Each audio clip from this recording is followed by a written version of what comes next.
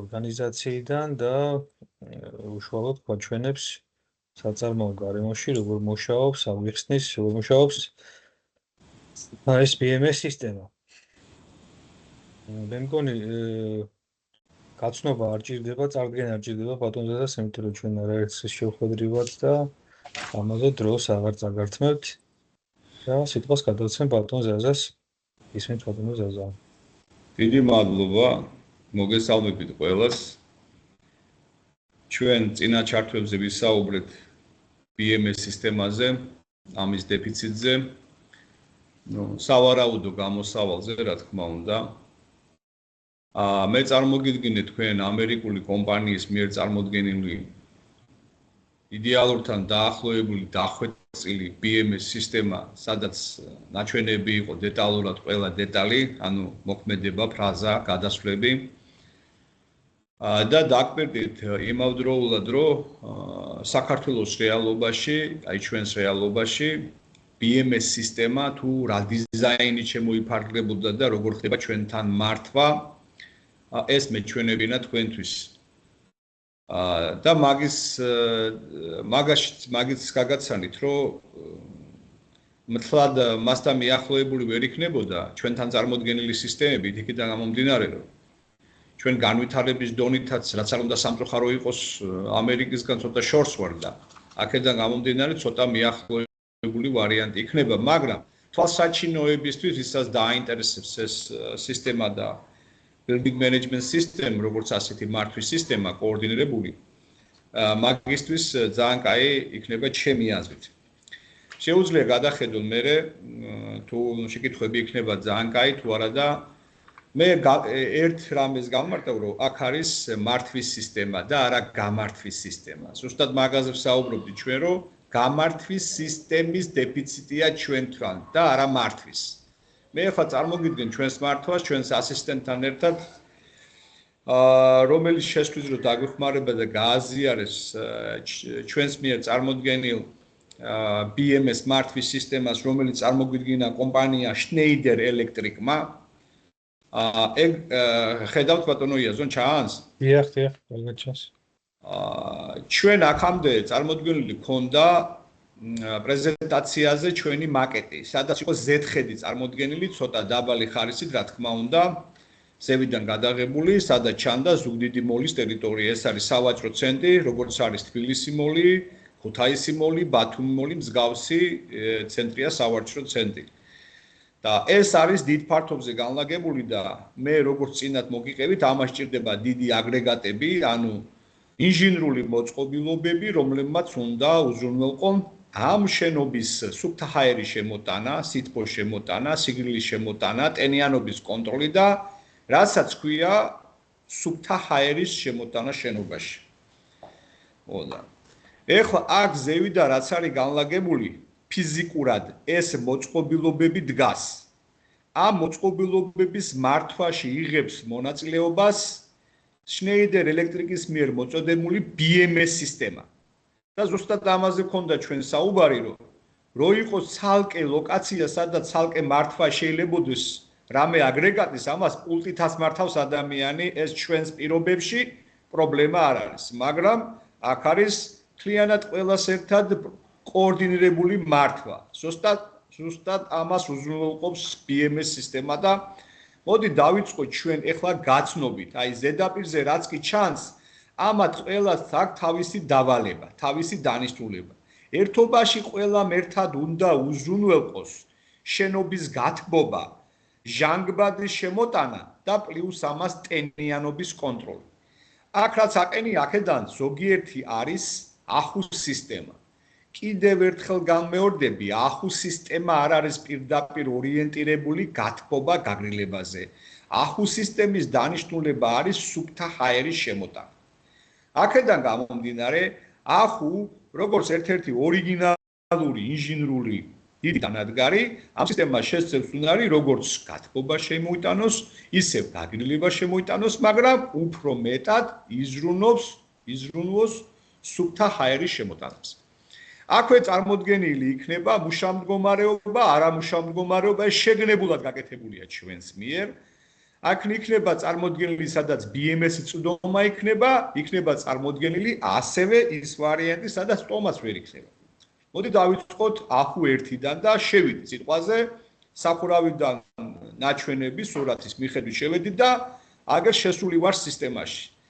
ზედა მარცხენა კუთხეში ნაჩვენები არის დამპერი გახსნილი მდგომარეობა და ის არის მარცხენა მხარეს მაჩვენებელი ის არის ეს იმის წინა პირობა არის რომ ჰაერი გადის გარეთ და პლუს ამას დამპერები გახსნილ მდგომარეობაშია ანუ რო იყოს დახურულ მდგომარეობაში ჰაერს აუშვებდა ეს წინათ აი როცა მე წარმოგიდგინე ჯონსონს კონტროლი იქ მქონდა ესეთი შეკითხვა რა იყო იქ შეცდომა მოცემული რომ და ბოლოსკენ იყო მაგის ზუსტად მაგ დროს იყო ეს მინიშნება რომ იქ დამპერი იყო დახურული ანუ ძრავები ჩართული იყო და დამპერი იყო დახურული და რატო ეგ შეკითხვა იყო მაგ დროს ეს იმიტომ რომ ან ჩართვის რეჟიმი იყო ან გამორთვის რეჟიმი იყო ჩვენთან არის გამორთული მდგომარეობა პლუს ვერტიკალურად ხაზი რო ჩანს ეს ნიშნავს რომ დაკეტილია ჩვენი დამპერები ამ შემთხვევაში დაკეტილია იქიდან გამომდინარე რომ ჩართული არ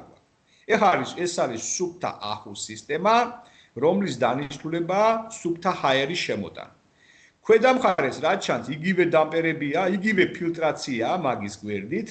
ეხლა გაჩვენეთ შემდეგ ფილტრის მდგომარეობას, ან ჩვენ შემთხვევაში ფილტრის მდგომარეობა ცუდად არ არის ნაჩვენები, იმიტომ რომ ახალი გაწმენდილია ხსების და აქ ვერ იქნებოდა, ანუ აქ ვერ იქნებოდა შეცდომა.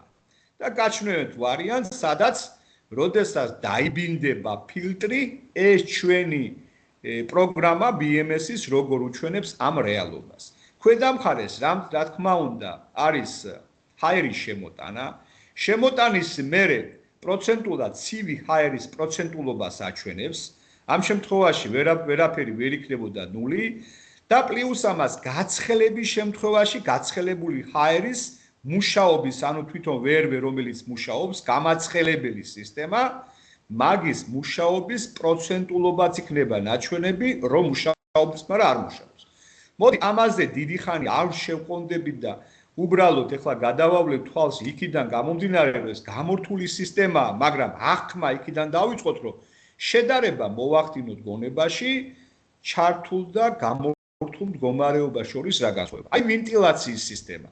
ზევით და ხვევით განლაგებულია ვენტილატორები არამწვანე მდგომარეობაში, ანუ გამწვანებული არ არის. ესე იგი არააქტიური მდგომარეობაა, რახან გამორთულია. ეხლა გრადუსის მაჩვენებელი. აი თქვენ ხავთ, ნახულობთ, რომ 0 გრადუსზე აჩვენებს ეს. 0 გრადუსზე აჩვენებს ნიშნავს, რომ მე არანაირი ბრძანება ამისთვის არ მიმიცია, რომ შემოეტანა. აი, მიგეთ, არც პლუსი მიმიცია, არც დაბალი მიმიცია, არც მაღალი და აქედან გამომდინარე ლოგიკურ მდგომარეობაზე დგას მაგი ჰაერის გადამუშავება არ ხდება. ზედა მარჯვენა კუთხეში ნაჩვენებია გარეთ არსებული ბუნებრივი ტემპერატურა. იმიტომ რომ შედარება მოვახდინოთ და ამის მიხედვით ჩვენ ჯგუფმა ვაკონტროლოთ თუ რომელი ჯობია, ანუ ტემპერატურის შემოტანის შემთხვევაში. პლუს ნუ დაგვავიწყდება რომ ჩვენთან ტენიანი ჰაერია და როგორც მშრალი ჰაერის დროს ხდება, ისე ვერ ხდება. აქ უფრო მეტი შრომა სჭირდება და მეტი დაკვირვება სჭირდება ამ ყველაფერს. მოთხოვნა ერთია, მაგრამ შესრულება მეორეა. ტენიანობის შემთხვევაში ისე ვერ ასრულებენ ეს ახუ სისტემები თავის მოვალეობას, როგორც თბილისში სიტყვაზე. თბილისში მშრალი ჰაერია. ქვედა მარჯვენა კუთხეში მოცემულია აი რა უშლის ხელს კონკრეტულად რა კომპონენტზე არის მან საუბარი რომელიც ტენიანობის გამო პრობლემას ქმნის. ტენიანო ესე იგი როდესაც ახუ სისტემა აწყობილია მაგაზე აქ ორი განშტოება უნდა არსებობდეს ზოგადად. მოდი პირველი თქვენ შეკითხვას უპასუხეთ, ეს იმას უშნის რომ ტენიანობას აქ უფრო მეტი დატვირთვა და ახუ სისტემას უწევს ჰაერის გადამუშავება თავის ტენიანობასთან ერთად. ანუ უფრო მძიმეა მაგისტრის გადამუშავება ჩვენთან არსებული ჰაერის. მაგრამ გამოსავალი მაგაშია, რომ არსებობს განსხვავებული სისტემები, რომელიც დამუშავებულია ინჟინრულად და გათვლილი არის კონკრეტულად ნესტიანი ადგილებისთვის. ხო მარტო ჩვენ ხო არა ვართ ნესტიანი ადგილი დასავლეთ, ხო ესეა. ამიტომ ჩვენ შემთხვევაში დაყენებულია ისეთი აგრეგატები, სადაც ვერ იქნა გათვალისწინებული ტენიანობა, აქედან გამომდინარე ახუს სისტემას ზუსტად 100-ზე, ანუ 20 გრადუსი რომ მოითხოვო, 20 გრადუსზე მაგის დასმის პრობლემა აქვს ტენიანობიდან გამომდინარე. ამაზე გამომახვილი იმიტომ ყურადღება, რომ ჩვენთან უფრო მეტი შრომაა საჭირო, რომ გავაკონტროლოთ ტემპერატურა. მოთხოვნა საიდანაც ხდება ახლა. მოთხოვნა ჩვენ შეგვიძლია ჩვენს რეალობაში მოვითხოვოთ 25, მაგრამ მაგან ვერ შემოიტანოს 22-ზე მეტი. ზუსტად აქ ჭირდება ჩვენი დარგის სპეციალისტი, რომელიც დააკვირდება მოთხოვნას და თვითონ ახუს სისტემის შემოტანის ტემპერატურას. შესაბამისობაში არის თუ არა. ეს რო ყოფილიყო თბილისში სიტყვაზე ვიძახი მშრალი ხაელი, შესაბამისობა ალბათობა მეტი იქნებოდა. ანუ 100-დან 90%. ჩვენთან შეიძლება იყოს 100-დან 80% ან 70% მოთხოვნილი ჰაერო შემოიტანოს შენობაში. ეხლა ამ BMS სისტემას გააჩნია თავისი ვარიანტები ჩარტვის. პირველი ვარიანტი, გათიშულ მდგომარეობაში, რომელიც არის აგერჩანს. და ჩამონათვალში ჩვენ ვხედავთ, მეორე ვარიანტი არის ეკომოუდი, ეკონომიური ვარიანტი, რომელიც მთლიანი დატვირთვით არ მუშაობს და მესამე ვარიანტი არის კომფორტი, ანუ მაქსიმალური დატვირთვით მუშაობს ამ შემთხვევაში აგრეგატი. გამიგეთ? ხო და მაგის მარჯვენა მხარეს მოცემულია ზუსტად მაგ შკალა ტემპერატურის, საიდანაც მე ვთხოვ ამ ახუს სისტემას რამდენი ტემპერატურა შემომიტანოს BMS-დან. აი BMS-დან მართვა სწორედ აქედან ხდება. ზედა მარჯვენა კუთხეში, სადაც მოცემულია ტემპერატურის მაჩვენებელი, ერთი ეკუთვნის ეკომოუდს და მეორე, ანუ პირველი ეკუთვნის კომფორტს და მეორე ეკუთვნის ეკომოუდს. ქვედა მხარეში განლაგებულია მაჩვენებლები, მთლიანად მაჩვენებელი, ანუ მონიტორინგის შედეგი, სადაც ერორის შემთხვევაში შესაძლებელია ამოაგდოს და აქ გითხრას, რომ ამ კომპონენტში სიტყვაზე ფიფთან მიმართებაში არის რაღაცა პრობლემა და აუცილებლად საჭიროებს მიხედვას. ეხლა ეს მე ზოგადი მიმოხილვა გავაკეთე იმასთან მიმართებაში, რომ აღქმა ყოფილიყო არაჩართულ მდგომარეობაში როგორ გამოიყურება ახუს სისტემა. მოდი ახლა გადავიდეთ ჩვენ უკან დაბრუნების რეჟიმით, ისევ გადავდივართ ზედაპირზე, სადაც ნაჩვენებია პირდაპირ აგრეგატი და მოდი ჩავთოთ ახუ 2. ახუ 2 სისტემის ჩართვა რატომ მოვითხოვე მე? თუ დააკვირდებით ზედა მარცხენა მხარეს, სადაც დამპერი დაკეტილი იყო წინა პერიოდში, ეხლა გაღებულია, ანუ ვერტიკალურად იყო დამპერები, ეხლა არის ჰორიზონტალურად.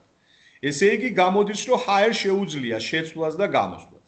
მაგის გვერდით, დამპერის გვერდით, თუ ხედავთ თქვენ, მოცემულია ფილტრის მდგომარეობა, fault, ანუ წითლად არ შეიძლება ეგ ტექსტი არ ჩანდეს, მაგრამ გამაფრთხილებელ ნიშანს გვეუბნება, რომ ფილტრს მიხედეთო აუცილებლად დაბინდული არისო. ჩანს ბატონო იაზონ? წითლად მაინც ჩანს. კი წერს მაგას, მაგრამ აი მაგ დაბინდულობას რა სენსორით ამოწმებს? თუ დროის მიხედვით არის თუ როგორ არის? არა, იქ შიგნით უკვე კონტროლერი აყენია. ეხლა მაგ კონტროლერთანაც მე მომზადებული მაქვს საამისოდ, სანამ ჩვენ ვისაუბრეთ, როცა ამას მოვჩებით, აქ ჩვენი ასისტენტი ბატონი იური არის, მაგი ავაზევით და მაგ კონტროლერს გვაჩვენებს, რომელიც აკონტროლებს ამ ყველაფერს. იქ დაბინდისთვის თავის სპეციალური მაჩვენებლები აყენია, რომელიც ამ კონტროლერს გადასცემს და კონტროლერის საშუალებით BMS-ით მოგვეწოდება ჩვენ ეს დაბინდულობა ამის. ანუ ამ შემთხვევაში ალბათ სავარაუდოდ გამტარ უნარიანობაზე იქნება საუბარი და ამის საფუძველზე აწვდის მაგი კონტროლერს ინფორმაციას.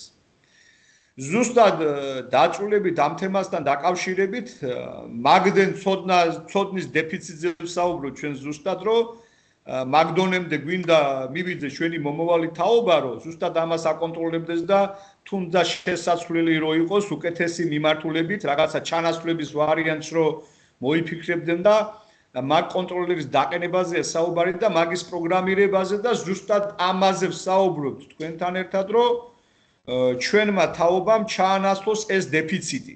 აქვე დავძენდი მე, რომ წინათ რო გითხარით ამის წინა ლექციაზე, რომ ჩვენთან კიდევ არ არის აღმოფხვილი პრობლემა, მეთი ახლა მაგ ახოს გაჩვენებთ, 5 პიროვნება ჩამოვიდა ჯგუფი, არ დავასახელებ კომპანიას, ყველაზე უძლიერესი საქართველოში, 5 პიროვნება ჩამოვიდა ამდენი ხნის მერე და ისევ წავიდნენ ისევ დღემდე ვერ აღმოქვეს ეს პრობლემა, იმიტომ რომ BMS ინჟინერის პრობლემა არის საქართველოში. და მე როგორც თქვი გამეორდები, ჩვენ ვაკეთებთ მართვას. უბრალოდ, აი დაყენებული BMS-ის მართვას. თორე გამართვის პრობლემაა ჩვენთან და გამართვა ჩვენ კი არა, საქართველოში ვერავინ ვერ აკეთებს და აი ზუსტად ამაზე აი ტექნიკოსია საუბარი, ხო? ანუ ტექნიკოსი, ვინც რაღაც გამომართავებს BMS ინჟინერი, რომელიც დააყენებს და გამართავს ამ ყველაფერს. ამის პრობლემაა დღემდე 5-11 არის ერთ-ერთი მოწყობილობა, რომელთანაც ჩვენ ფიზიკურად ავდივართ ზევით და უნდა ჩავთოთ. გამიგეთ?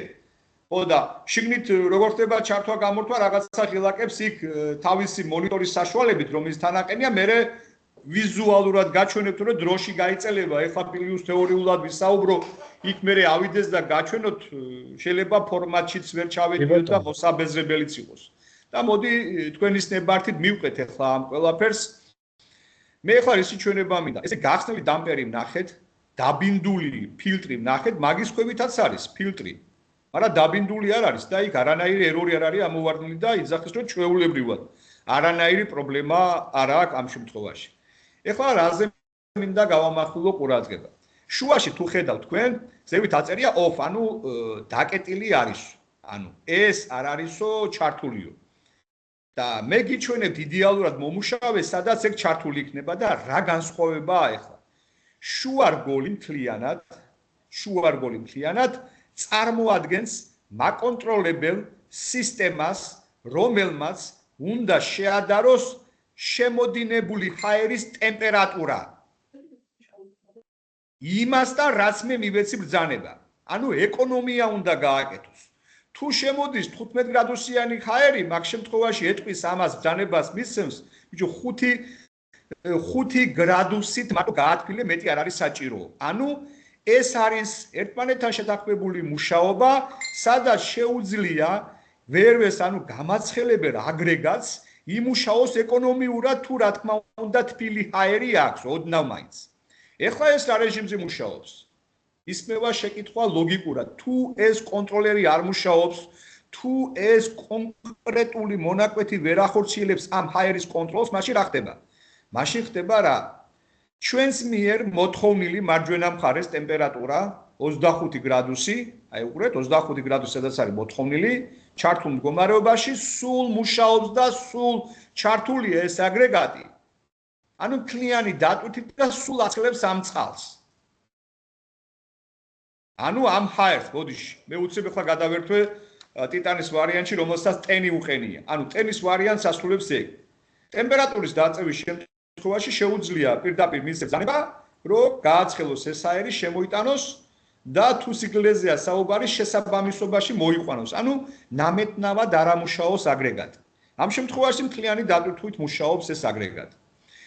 აქვე მინდა გიჩვენოთ დატვირთვა პროცენტულად ცივ ჰაერთან მიმართებაში 60% დატვირთული, ცხელ ჰაერთან მიმართებაში მთლიანად ტექნიკა არის 60% დატვირთული. ანუ ჯერჯერობით მუშაობის ნორმალიზებული მდგომარეობა.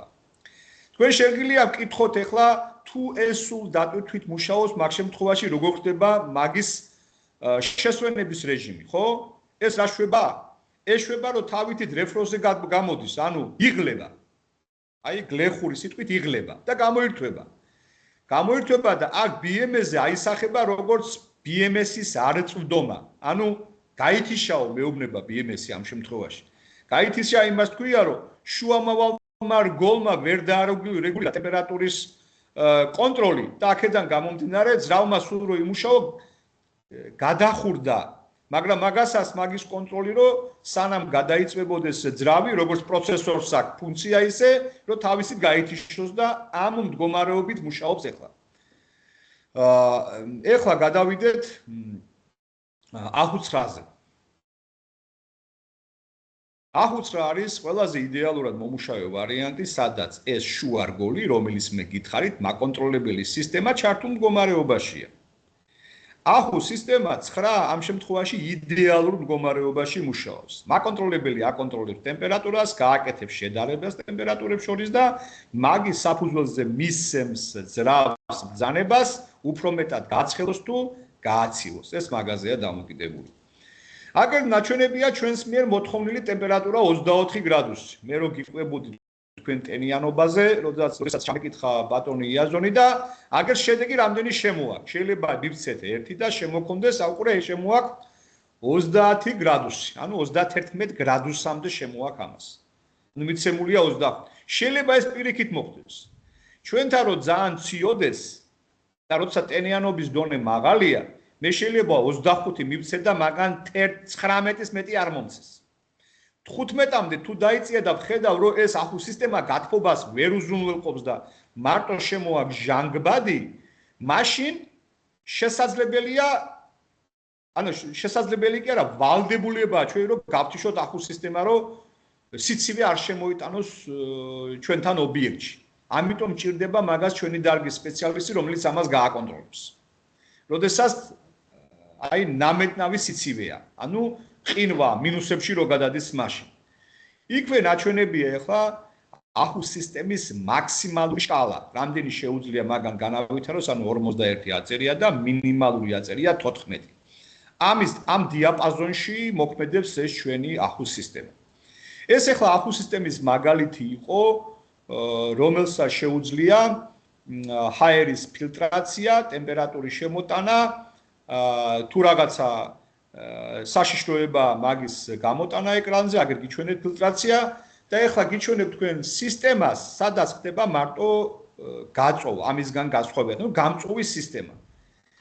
ჩვენთან როგორც მოგეხსენება და ალბათ თქვენთანაც კიდე არის კვების ობიექტები. კვების ობიექტებს ცალკე სჭირდება თავისი აგრეგატები, რომელიც უზრუნველყოფენ გაწოვის სისტემას. ანუ ცხიმგროვა რო ხდება, ეს რო არ შემოვიდეს შენობაში, მე ეგრეთ წოდებული სუნი რო არ შემოვიდეს, დისკომფორტი რო არ შეუქმნას მომხმარებელს, ამისთვისაც იზრუნვა შესაბამისმა კომპანიამ და ცალკე დააყენა გამწვევის სისტემა.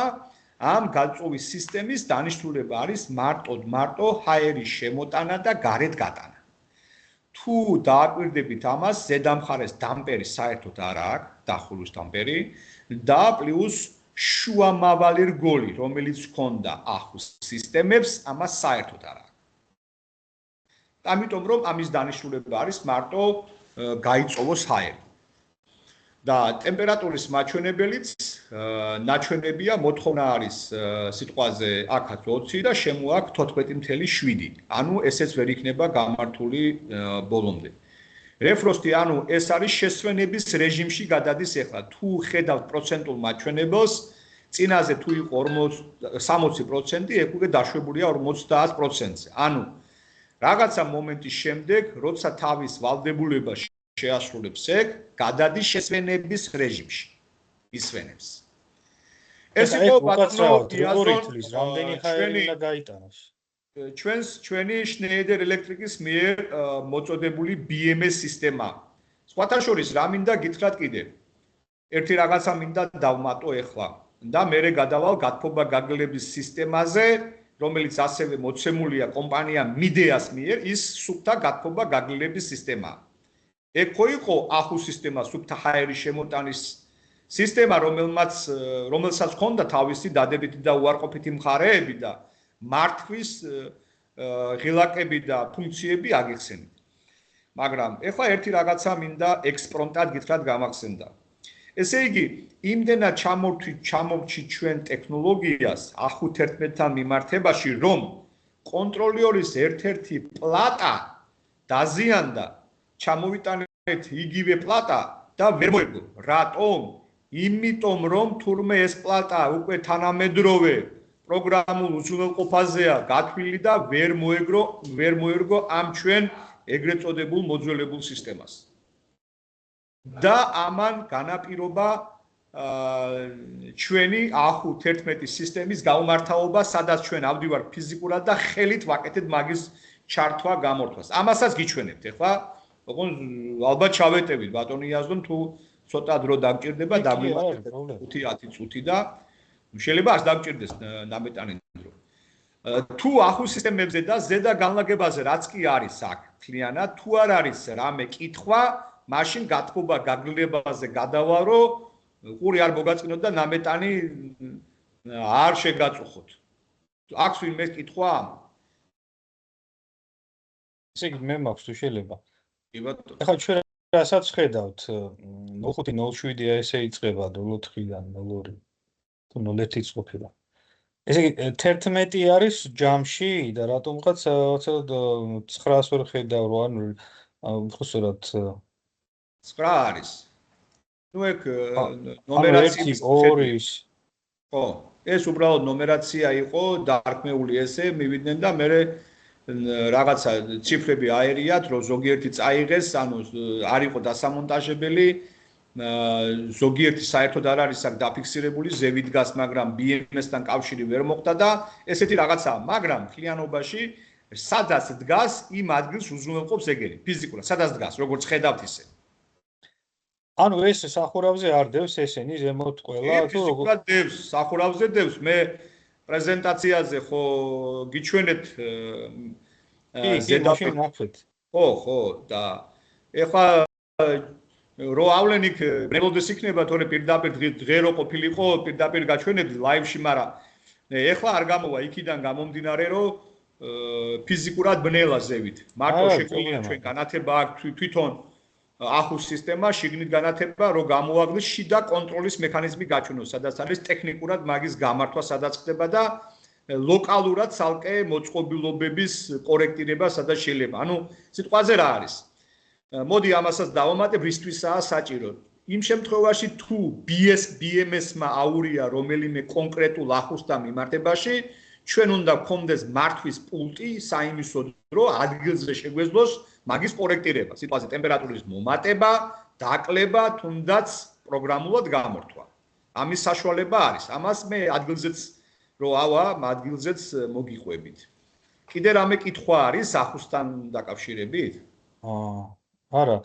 უბრალოდ ერთი დასაზუსტებელი, ანუ ეს სახელები ახუ 1-2 რა თანმიმდევრობა კი აქვს წარწერილი, მაგრამ შინაარსობრივად და ფუნქციურად შეიძლება ერთმანეთისგან განსხვავდებოდეს, ხო? ანუ როგორც ამნახეთ, ერთი აირის გამტანია, ერთი შემომტანია, მესამე კიდე რაღაცა და ასე შემდეგ. ხო ასეა?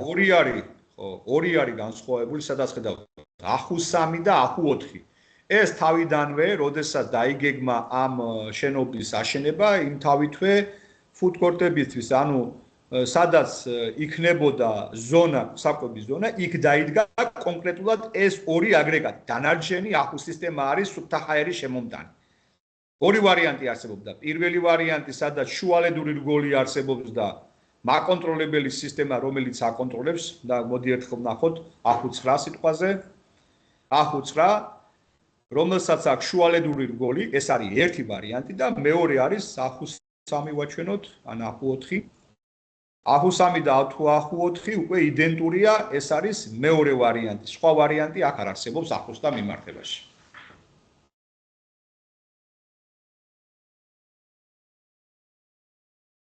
კიდე გვაქვს რამე შეკითხვა? მე არა, თუ ვინმეს აქვს, მოცი. ელიაციეთ ან პირდაპირ თქვით. ეს როგორც ხედავ, სადაც დახატული, ანუ სადაც მოცემულია ვიზუალურად იქნე დგას ეს აგრეგატები, იმისთვის რომ ჩვენ მივხვდეთ, რომელ ზონაში სჭირდება უფრო მეტი სითბო. სიტყვაზე შესასვლელს თუ ხედავთ, მარცხენა მხარეს არის ახუ 10.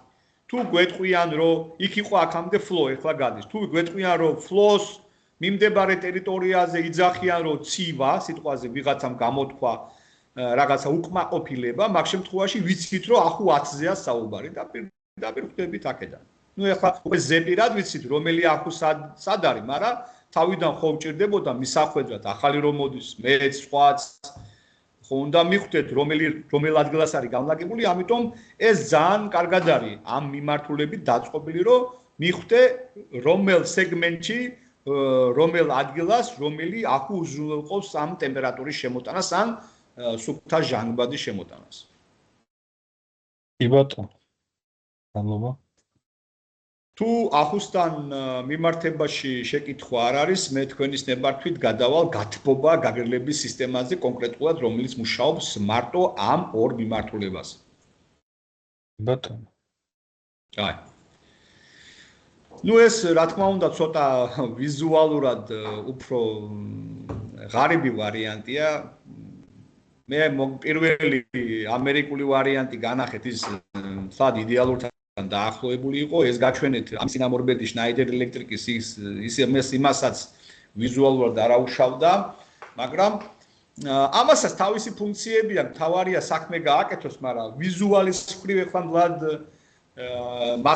მასეთი არ არის ეხლა და მაგრამ შინაარსობრივად თქვენ რასაც აკვირდებით, აქ თუ აკვირდებით დაწერია 4-1-4-2-4-3 სიტყვაზე 5-1 5-2 5-3 მარცხენა მხარეს განლაგებულ ციფერბლატებზე ვიძახი, სადაც ნომერაცია არის განლაგებული სიტყვაზე 3-9-3-8 ჩანს?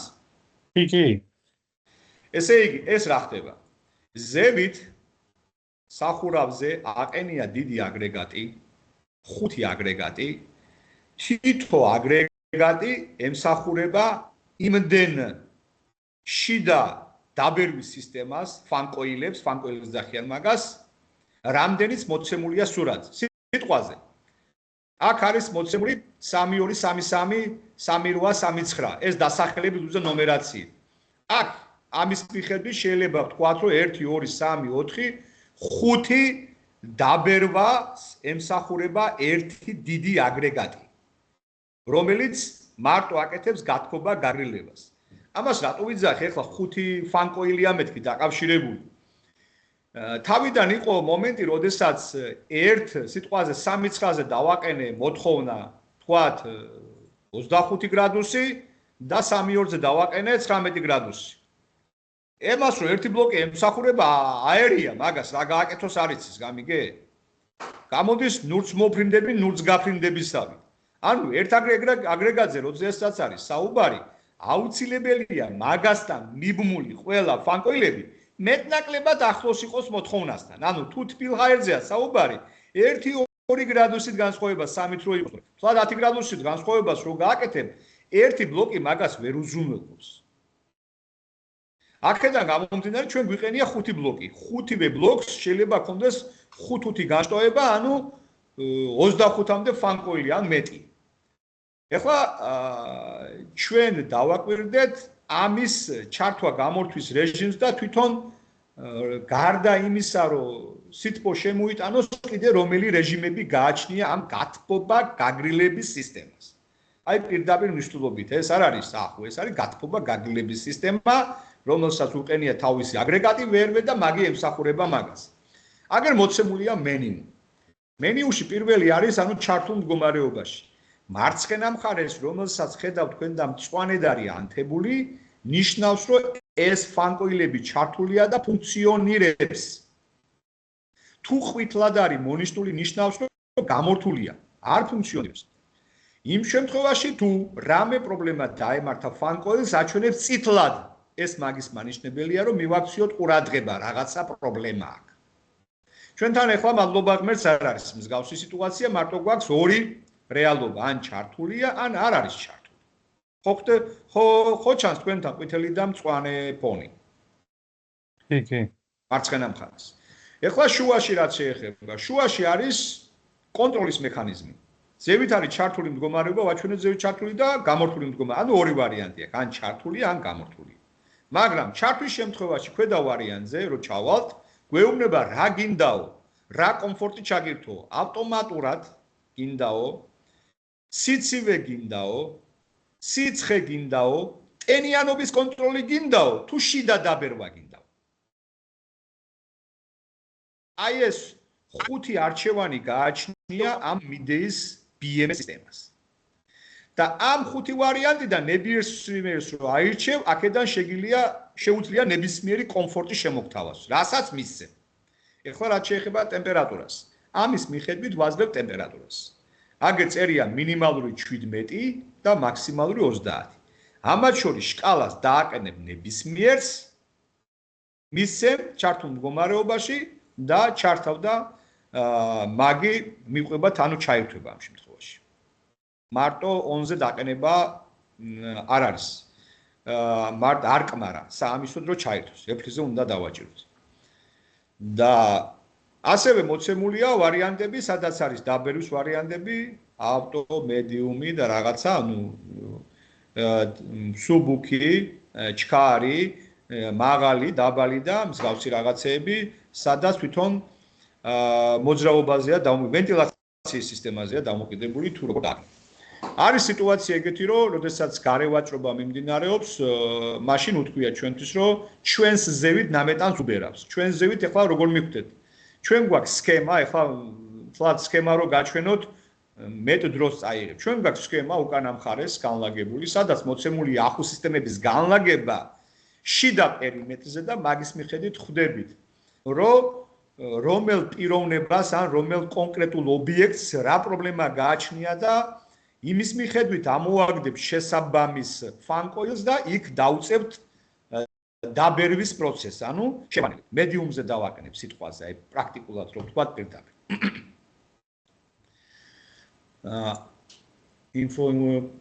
ასევე აქვე მოცემულია დასახელება, ანუ ჩვენ იქ 3-9 საიდან მოდის ახუების შემთხვევაში რომ მკითხე სიტყვაზე ახუ 1 2 3 აქა ჩვეულებრივ რენეიმის მსგავსად შეგვიძლია სახელები შევცვალოთ, დავარქვათ რაც გვინდა მაგი და ამის მიხედვით ვაკონტროლოთ. შეგვიძლია სიტყვაზე მაღაზიის მიხედვით დავარქვათ. ადიდასი დავარქვათ, თუ იქ აყენია ფანკოილი და მაგრამ ამათმა ესე დაარქვეს და ყველა მაღაზიასთან დატანილია შესაბამისი ნიშანი სიტყვაზე 3 და 9, ეს მიუნიშნებს, რომ ადიდასი წინ არის 3 და 9.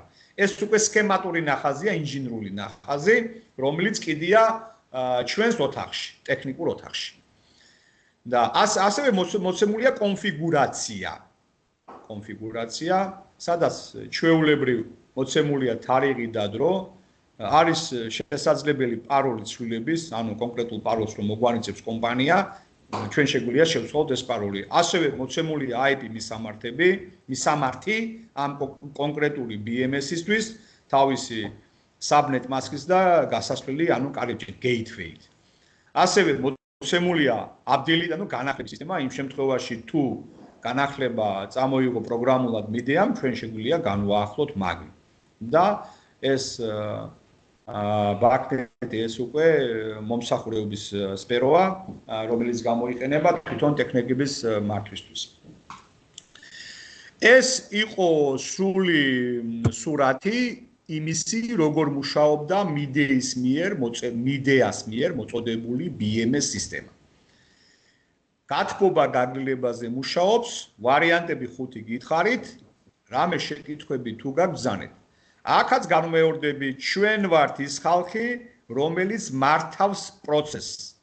გამართვაში ჩვენ არ გამოვადგებით, ვერ გამოვადგებით სამწუხაროდ ჩვენს მსმენელს, ჩვენს დაინტერესებულ ხალხს თუ არსებობს ეგეთები და ჩვენი რჩევა ეგ არის, რომ ისინი გამოადგნენ გამართვაში ჩვენს მომავალ მოთხოვნას. აი როგორ მიდის მოთხოვნა. დღემდე ვერ აღმოიფვა ჩვენთან პრობლემა. ეს არის ფრიანად საკუთარი. ესე იგი, აქ როგორც მე ვხედავ, რამოდენიმე მიმართულების კომპეტენცია არის საჭირო ამ სისტემის მართვისთვის და შეკეთებისთვის კიდევ უფრო მეტი. ეს არის მაგალითად ქსელური ტექნოლოგიების ცოდნა, მათ შორის ქსელის ადაპტერის ის იყო, რა ქვია, IP მისამართები ხომ ან ელემენტარული წარმოდგენა უნდა ქონდეს IP პროტოკოლზე, TCP პროტოკოლზე. თქმა უნდა ადამიანს, რომ ეს დააკავშიროს ერთმანეთთან და მართოს. თქმა უნდა დაჭირდება ბაზისური ცოდნა ზოგადად სისტემა როგორ მუშაობს, პროცესორისა და თავისა და ფეხისა და აქვს. საკითხების ცოდნა დაჭირდება. ელექტროობის და ელექტრონიკის მარტივი, ესე ვთქვათ, ცოდნა დაჭირდება სავარაუდოდ. ასევე როგორც ხედავ, იქ სენსორები როგორ მუშაობს, ტენიანობის საზომი, ჰაერის ნაკადების, ტემპერატურის საზომი და ასე შემდეგ. მაგის შესახებ წარმოდგენა უნდა გქონდეს. ხო, სწორად მივდივარ, ბატონო ზაზა. კი ბატონო, სწორად მიდიხარ. ეხლა ბოლოს რომელიც ბრძანეთ, მაგის სპეციალისტები ყავს. ბევრი არა, მაგრამ მაგის მოიძებნება. მაგრამ აუცილებელია თქვენ როგორ ბრძანეთ ისე, ამის საბაზისო ცოდნა აუცილებელია. აი ხა ჩვენ ასე ვთქვათ, აგერ პროტოკოლიც კიდე ბატონო იაზო. ბაკნეტი და მოდბასტი არის პროტოკოლები, რომლებიც უზრუნველყოფენ მსგავსი სისტემების მართვას. პროტოკოლების ცოდნაც აუცილებელია. კი ბატონო, ბაკნეტი კონკრეტულად მაგისთვის არის. ესე იგი, დაახლოებით რა დრო იქნება საჭირო, რომ კონკრეტულად აი ამ სისტემაზე მორგებული სასწავლო კურსი თქვათ, რომ გაკეთდეს და ასე ვთქვათ, სრულყოფილად ისწავლოს ადამიანმა ამ სისტემის მართვა. როგორც გამოცდილ სპეციალისტი ხარ და დიდი ხანია აქ მუშაობ. საინტერესო იქნება, ახლა ზუსტი ესა ციფრის დასახელება რთული იქნება, რა თქმა უნდა, მაგრამ დაახლოებით ეხლა რომ რაღაცა რამდენი თვე, 5 თვე, 10 თვე რა დაჭირდეს ამ ყველაფრის სწავლას. მოდი, ძალიან კაი შეკითხვა იყო დასმული, პლუს დროულად იყო დასმული იქიდან გამომდინარე, რომ სანამ ეს ჩვენი თანაშემწე ასისტენტი, ჩვენი ოჯახის წევრი ავაზევიდა იქიდან ჩაგვერთვება, მანამდე გამოვიყენოთ ეს დრო, ასვლას დრო უნდა, იმიტომ რომ კიბით უნდა ავიდეს, პლუს განათება უნდა წაიღოს და რაღაც პროცედურაა, ტექნიკური პროცედურა. და მანამდე მე რაღაცა ის სლაიდიც გავაკეთე, მოდი ამ სლაიდიდანაც ნაწილს მოგიყვებით განათლებასთან მიმართებაში. ჩემი გადმოსახედით როგორ უნდა მოხდეს ეს? არსებობს ორი მიმართულება. პირველი მიმართულება არის, ну თქვენ რაც ჩამოაყალიბეთ, მაგას მე ვერ შევეხები, იმიტომ რომ ეს უკვე ჩამოაყალიბეთ ელექტროობის ცოდნა, ქსელის ინჟინერიის რაღაც ნაწილობრივ ცოდნა, ეს აუცილებელი. ამის გარდა რა ვშვებით? ამ ცოდნის მიღება ჩვენს პირობებში შეიძლება. ამის მე რა ვშვებით ჩემი აზრით. ეკონომიური ვარიანტი რა არის? ეკონომიურად რო გამოვიდეს პიროვნება, შეიძლება მე გავაზიარო ჩემი ის სლაიდი. ეს ფონდა, კი. პლუს საინტერესოა ასევე რომ მსხვილი კომპანიები ზოგადად ქმნიან ხოლმე რაღაც მანუალებს თუ სასწავლო პროგრამებს საკუთარ პროდუქტებზე და აი მაგალითად მიდიას ან იმ კომპანიას რომელიც არის მან წარმოდგენილი მე არის არ მომიკლევია აქვს თუ არა მსგავსი რაღაც ესე ვთქვათ გაიდლაინი ან სასწავლო კურსი აი მაგალითად Uniview არის ესეთი ვიდეო კამერების მონიტორინგის სისტემა მას თავისი სასწავლო პროგრამა ხა Cisco არის მაგალითად სასწავლო პროგრამები აქვს საკუთარ პროდუქტებზე ხო ესევე აქვს Microsoft-ის სასერტიფიკაციო პროდუქტები და ასე შემდეგ მსხვილებს თვითონვე ზრუნავენ რომ მსხვილები მოკლედ მსხვილი კომპანიები თვითონვე შექმნან ეს სასწავლო პროგრამები და შესაძლებელია უკვე არსებობს კიდევაც მსგავსი რაღაც სასწავლო რესურსი იგივე აქვს სიტყვაზე TBC Bank-ს. TBC Bank-მა წამოწია IT მიმართულება. რატო? იმიტომ რომ ჭირდებოდა რესურსი, თავისი რესურსი და მსგავსი რაღაცა მიდგომა სწორია. ამ შემთხვევაში სამწუხაროდ მე ამაზე იმიტომ საუბრობდი და იმიტომ შემტკიოდა გული რომ ჩვენს ნიჭიერ ახალ თაობას შეუძლია ეს ყველაფერი გამართოს. სამწუხაროდ ეს რეალობა ჩვენთან არ არის თქვენ რასაც ბრძანებთ ბატონო იაზონ კი არა მეც გეტყვი თვითონ სპეციალისტების არ აყავს არათუ ვინმე დაატრენინგონ და ასწავლონ და რაღაცა დაინტერესონ ზუსტად ამაზე მქონდა მე სულ პირველ ლექციაზე საუბარი რომ ну თუ არ შეიძლება კომპანიებმა რომლებიც იხდიან ბევრ თანხას აქ ჩამოყავს სპეციალისტები ისინი უნდა დააბინაონ და დააპურო აქ იხდიან ბევრად მეტ თანხას ну თუ არ შეიძლება ამათმა იფიქრონ ესე მომავალზე, როგორც თავიანთი ბიზნესის მომავალზე, ისევე ქვეყნის მომავალზე, ახალგაზრდობის მომავალზე და დანერგონ ეს უკვე დანერგილი ეს ისი რა არის ხა ბიზნესმა ასე ვთქვათ ამასე არაზროვნებს ბიზნესი რომ მოდი ახლა მე კადრი მომზადო და მე ეს კადრი თუ მოთხოვნადია სხვაგან წავიდეს მასე არ ფიქრობს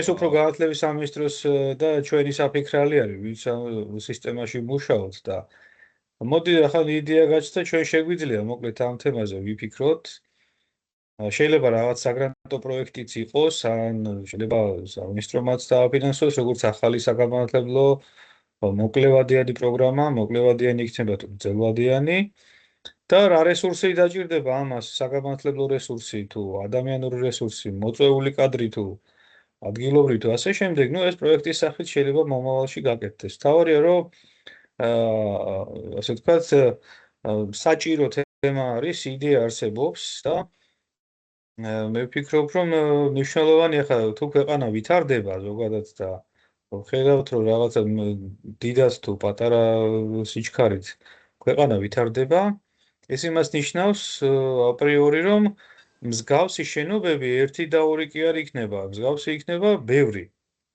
დღეს თუ არის კადრი ერთი საჭირო ერთ შენობაში როგორც მინიმუმ ერთი არც ყოფნის უკვე ბევრ შენობაში ბევრი იქნება საჭირო ხო პოტენციურად შესაბამისად ამ ახალ რეალობას ასე ვთქვათ მშენებლობას ბუმი მიდის ყველგან თბილისში, ქუთაისში, ბათუმში ზუგდიდში არ ვიცი როგორ არის ხა სიტუაცია მაგრამ ეს მშენებლობები რომ მიდის ძირითადად ხდება მაღალსართულიანი კორპუსების მშენებლობა თუ საწარმოა და ორგანიზაცია კლინიკა არის თუ საავადმყოფო შენდება თუ რა ვიცი სხვა დიდი სასტუმრო თუ ასე შემდეგ ყველას აქვს მსგავსი სისტემა ხო ასეა შესაბამისად კადრების დეფიციტი კიდევ უფრო მეტი იქნება თუ მიმწოდებელი არ ეყოლება ბიზნეს სამკადრების უნებრივია ხო ანუ დღეს როგორ ხდება ხა რაღაცა სხვა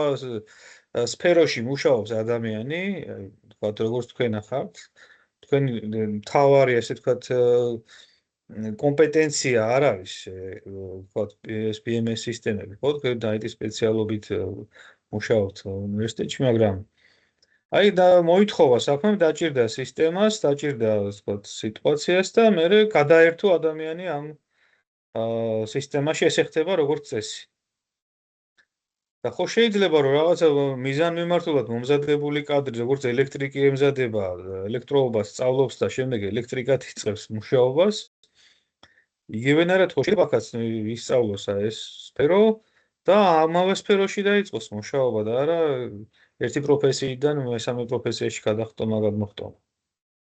კი ბატონო, სწორად იყო ჩამოყალიბებული, მე სულად გეთანხმები. ჩემი აზრი ამასთან მიმართებაში ინდივიდუალური აზრია, მე რო ყოფილიყავი ამ მიმართულებით, დიდი სიამოვნებით ამას დამლელგავი ჩვენთან. პლუს იქით გავუშვებდი კადრს, მოვამზადებდი, გადავამზადებდი პროფესიონალ კადრს. ერთი მაინც რო არსებობდეს საქართველოში. ო, მაგას ვიძახი, ჩამოვიყვანდი. ერთს გადავამზადებდი რა, პროფესიონალ ჩამოვიყვანდი და იქიდან შექმნიდი ძალიან კასკადს ამ კადრების, ხო? ვინც აითვის თუნდაც ერთი ჯგუფიდან ორი რო გამოსული იყო პროფესიონალი, ძალიანად საქართველოში ერთიც რო არ ყავს, სამი ხო იქნებოდა, გადამზადებულს პლუს ორი კადრი, ხო ესეა? ხო და ესე ნელ-ნელა საფეხურ ესე დაიწყო ყველა, აბა, უცებ, არაფერი არ კეთდება.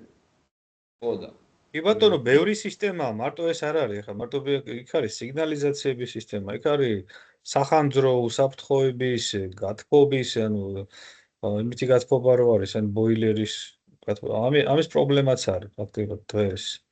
ქალაქში 1-2 სპეციალისტი მოიძებნება, სადაც ვისაც შეიძლება მიმართო და როცა დაგჭირდება, რიგში უნდა იდგე, დაელოდო თვეები, მოკლედ და გაზზე გათბობის, ცენტრალური გათბობის ხელოსნები. მე არ ჩვენთან სხვანაირი გათბობაა ნორმალიზებულ ქვეყნებში არის ცენტრალური მართვის სისტემა, აი როგორც პირველ ამერიკული ვარიანტი რო გიჩვენეთ, იქ რო იყო ისე გაზის ხუმელში რო ხდებოდა წყლის გაცხელება. ჯონსონს კონტროლის ვარიანტი ისე ჩვენთან კორპუსებში არის ინდივიდუალური გათბობა, თორე ესე კი არ არის, იქ არის ცალკე შენობა, იქიდან 5, 6, 10 კორპუსი ერთად იხდიან კომუნალურს და იქიდან ხდება მაგათი ცენტრალიზებული გათბობა, გადაგიგლება. კი ბატონო, მაგაზე წინა შეხვედრაზე შემოდის, ვისაუბრეთ ჩვენ. ხო, კი ბატონო. რომ უფრო მეტი გვიჯდება ჩვენ ინდივიდუალურად ამ ყველაფრის გადასახადების გადახდა, როცა სერვისით ჩვენია, კომუნალური გადასახადით ჩვენია და ასე შემდეგ და ჩვენ უნდა ვეძებოთ ხელოსნები თუ მომსახურება თუ სერვისი და თუ ეს იქნება ცენტრალიზებულად ორგანიზებული, თქვათ ერთ კორპუსს ერთი ეყოლება, ან შეიძლება ორ-სამ კორპუსს ერთი სისტემა მოიმსახურება, ეს გაცილებით რა თქმა უნდა დააზოგავს ხარჯებს და გაცილებით ეკონომიური იქნება. ბატონო იაზონ, ეს ჩვენი ასეთი ასულია ზევით ძალიან ცივა და ბოდიშის მოხდით რომ კი ბატონო, ხო რა მე თქვენ გელოდებოდით და სიამოვნებით, რა ვიცი. ბატონო, მეც მაგას ველოდებოდი, ეხლა მოგესალმებით. გამარჯობათ. გამარჯობათ. აი წარმოგიდგენთ. გავიზიარე. ეკრანის გაზიარება თუ შეგიძლიათ, იმიტომ რომ რაღაც კამერა მაქვს ჩართული. თუ ხედავთ. ეს მესმის, მაგრამ აი Teams-ში თუ შეგიძლიათ, რომ ეკრანის გაზიარება რომ ჩართოთ, რომ დიდზე გაიშალოს ეს გამოსახულება. კი ბატონო. გავენ.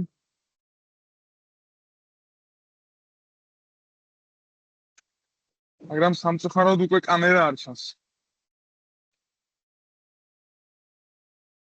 თქვენ გარეთა კამერა ჩართული და კი ბატონო, გასაგები. კარგი, ნუ როგორც ჩანს, ისე ნახავთ მაშინ ჩართით როგორც იყოს. დაპირნოთ შეიძლება მას. როგორც არის, უბრალოდ გვაჩვენეთ კამერის ზოგადად წარმოდგენა რო ვიზუალურად განახებთ. ხო. ეს არის თვითონ ახუ სისტემის შიდა ბლოკი, საიდანაც ხდება მართვა, სადაც დამონტაჟებულია აი ეს მოწყობილობები. მე მგონი გავშალეთ ცოტა, ხო, ჩანს უფრო დიდ ფორმატში.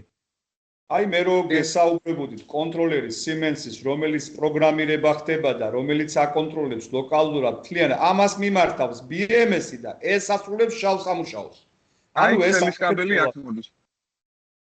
აბა ბატონო იური, აჩვენეთ ის კაბელის საშუალებით, რა კომფორტი გააჩნია მაგას, იქიდან მენიუ გვაქვს ჩვენ, საიდანაც შესაძლებელია ტემპერატურის კონტროლი. აი ეს უყურეთ მონიტორი როგორც არის, თავის უკანა მხარეს მაგნიტი აქვს, მიწებებულია კარზე როგორც გააგებ ისე და აქედან შეგიძლია ამ ჯოისტიკის საშუალებით აკონტროლოთ ჩართო, გამორთო. ჩვენ ახლა მართალი გითხრათ, ეს ახუ სისტემა რახან რთული სისტემაა და არავინ თითქმის სპეციალისტები არ ყავს. ესე იგი სერვისებთან წვდომა პირდაპირ სეტინგების დაყენების უფლებას არ გვაქვს. პაროლიც არ ვიცი ჩვენ, როგორც ასეთი, მაგრამ ჩართვა, გამორთვა და ტემპერატურის კონტროლი შეგვიძლია. შეგვიძლია გვაჩვენოთ ბატონო იგურა? დიახ, აი ჩართვა გამორთვის რეჟიმს ახლაც განახებთ, როგორც BMS სისტემაზე იყო აღნიშნული კომფორტის დაყენება, ჩვეულებრივად eco mode, ესე იგი ენერგიის დაზოგვის ესე ვთქვათ mode, გვაქვს კომფორტი, სადაც მაქსიმალურად მოიხმარს ენერგიას, გვაქვს ავტო, უკვე თვითონ აკონტროლებს ჩართოს თუ გათიშოს. ახუ სისტემა და გვაქვს გამორთვის სისტემა, გამორთვის ფუნქცია უფრო სწორედ. ასევე გვაქვს ტემპერატურის set point-ების დაყენების ფუნქციონალი. აი აქ set point-ებში სადაც მოთხოვნა გვიყენია 23 გრადუსი. მაგრამ კონკრეტულად ეხლა ახუ სისტემას შემოაქვს განახებთ 14 გრადუსი. ანუ ატმოსფერული ტემპერატურა არის 14, ხო? ამას ნიშნავს. დიახ, აი ნელ-ნელა იწევს. უფრო სწორედ, როდესაც ბატონმა ზაზამ აღნიშნა, set point-ი აყენია 23-ზე, მაგრამ დასვენების რეჟიმში გადის და ამიტომ ტემპერატურას აგდებს ხოლმე. გასაგები. შესვენების რეჟიმის დროს. დიახ, აი ახლა შესვენების რეჟიმშია, როგორც ხედავთ, 15 გრადუსი იყო და ნელ-ნელა იკლებს. ეს არის ჩვენი შემომტანი, სადაც უკვე თვითონ აგრეგატი ახდენს გახურებას. ხოლო ეს არის გამსვლელი ტემპერატურა, აი 22 გრადუსია. და ზუსტად აი შუა როტორი სადაც აყენია თვითონ BMS სისტემაში, სადაც ახდენს გაცვლას ტემპერატურის, ზუსტად აი ამ ტემპერატურაზე დაყრდნობით ხდება. გასვლელი ტემპერატურაზე დაყრდნობით. თუ ორივე ემთხვევა ერთმანეთს, შემომტანის და გამსვლელის. ესე იგი. ზუსტად ეგ ახუ სისტემაა, რომელიც დაზიანებულია დღემდე ვერ აღმოიფრა პრობლემა, ის პლატა რომ მოიტანეს და თანამედროვე პროგრამული უზრუნველყოფა ქონია და ვერ შესაბამებოდა, ამიტომ აქ ვართ ახლა გაჩხერილი თურმე ჩვენ, არ ვიცი, ასე გვეუბნებიან ჩვენ ყოველ შემთხვევაში და ეს მიუთითებს მაგაზე კიდე რომ ეს არის ჩვენი კადრების პრობლემა. ის შავი ორი ცალი რო არის, ეს არის ციფრული ისინი გამშვებები, ანუ დორე გამშვების, ციფრული გამშვებები ქვია, ანუ სიხშირული გამშვებები პროსტორეთ. თავარი მოწყობილობა Siemens-ის, რომელსაც თავიდან საუბრობდი, ბატონო იურა, გვაჩვენეთ, ეს არის თავარი კონტროლერი, სადაც ხდება პროგრამული უზრუნველყოფა და აქედან ხდება ყველა კომპონენტებთან დაკავშირება, რაც კი გააჩნია ამ აგრეგატს. ეს არის მთავარი კიდევ ერთხელ განმეორდები შავი სამუშაოს გამკეთებელი მოწყობილობა. ამას ამზადებს გერმანია, ამიტომ ვიძახოდი რომ ჩვენ ვართ მესამე ხელი. ჯერ გერმანია ამზადებს მოწყობილობას, მერე ამას ყიდულობს თურქეთი. თურქეთი უკეთეს პროგრამულ უზრუნველყოფას და ტექნიკურ უზრუნველყოფას ჩვენთან. ჩვენ მარტო ვამონტაჟებთ ფიზიკურად. ხო, რამე შეკითხვები არის პრინციპში აქ შიგნით რა უნდა იყოს, აქ ავტომატები აყენია და მე მართვის ადენები ვიყენია გარეთ. კი ბატონო, გარეთ ვიყენია წყაროს გასათიში, სადაც ელექტროენერგია უკვე აღარ მიეწოდება ამის გათიშვის შემთხვევაში და გვაქვს ავარიული გათიშვა, საიდანაც კომუნიკაციას კარგავს BMS სისტემასთან თვითონ ახუ. force majeure თვითონ ამ სიტუაცია მოწყობილობებს გაგრილება არ ჭირდება, გარეთ რო არის? გას ანუ გარეთ რო არის, ხა მზის გულზე განთავსებული ეგ მოწყობილობები ხურდება შესაბამისად და ანუ გაგრილება არ ჭირდება მაგათ? აი ვენტილაციის საშუალება უკვე სადუყენია, მეტი არ ჭირდება, მდგრადობა მაგდენი აქვს, მაგას რომ ესენი ხარისხიანი, ანუ გერმანული ხარისხია. აი, ანუ 40-60 გრადუსამდე მუშაობს. კი, პრობლემა არ აქვს საერთოდ. უნიერი. კიდე გვაქვს რამე შეკითხვა? ჯერობით არაფერი, მადლობა ბატონი იურის. იურა, დიდი მადლობა, ჩამოდით სივა. კარგით. დიდი მადლობა ბატონი იური.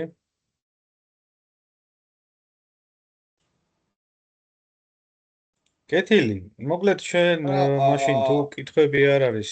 მე ჩავამთავრე, ვეხა 5 წუთიანი, მეტი არა, ბატონო იაზო, თქვენის თებართვით უბრალოდ გავაზიარებ აქ რაც გქონდა მაგი.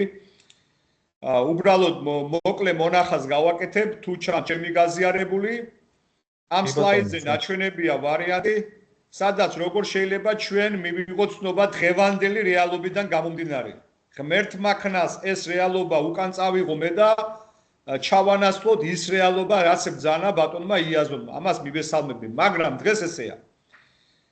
იაფი ვარიანტი არის, რაც ვკითხე ბატონო იაზონ, ანუ ცოდნის მიღების წინაპირობა როგორ შეიძლება დღევანდელ რეალობაში. პირველი შესაძლებელია ეკონომიურად გამოვიდეთ და შევისწავლოთ ის პროგრამები, რომელზეც მუშაობს კონტროლერი, რო გაჩვენეთ Siemens. აი ეს სიტყვაზე კურსეს რო არის, ესეთი აგერ სპეციალური საიტებია, სადაც შეიძლება კურსების შესწავლა. აქედან ანუ კურსერაზე ყოფილა, ხო ესე იგი? კი, არის შესაბამისი პროგრამირების ენა. ჩვენ როცა ამ პროგრამირების ენას საბაზისოდ ვისწავლით და ამ ხრივ მომზადებული წავალთ, იმდენი ხანი არ დაგჭირდება ამ ინჟინერიის შესასწავლად. ანუ იმდენი თან არ დაგჭირდება. ხოლო სპეციალური მეორეში მოცემულია სპეციალური კურსების სწავლების მიერ, ანუ წარმოებლების Siemens-ი რო არის, Honeywell-ი რო არის, Schneider Electric-ი რო არის, ამათ აქვს სპეციალიზირებული კურსები, რომელიც ზუსტად მაგ მიმართულებით ასწავლიან, ანუ BMS ინჟინერიას ასწავლიან. აგერ ქონია მომზადებული ყველაფერი მასალები და წყაროები, კაცო, რა ვიცი, მაგას ვკითხულობთ. ხო და აქ და პრაქტიკას, აი მესამეში რო არის. პრაქტიკას ღებულობ კომპანიაში. ხდება ზაზა თქვენი ხმა. არის მის? ინტერნეტის პრობლემა ხო რა გაქვს, სიჩქარის. այո. ხო, ეხა გასწორდა. ხო. რაც შეეხება ქვეყნებს, სადაც შეიძლება ამის მიღება,